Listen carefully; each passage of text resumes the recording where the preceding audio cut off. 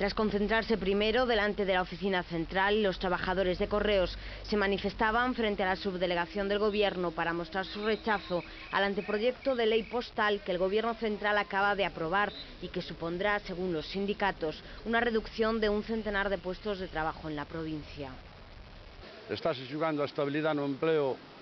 dese servicio público, que nesta provincia son 480 personas aproximadamente,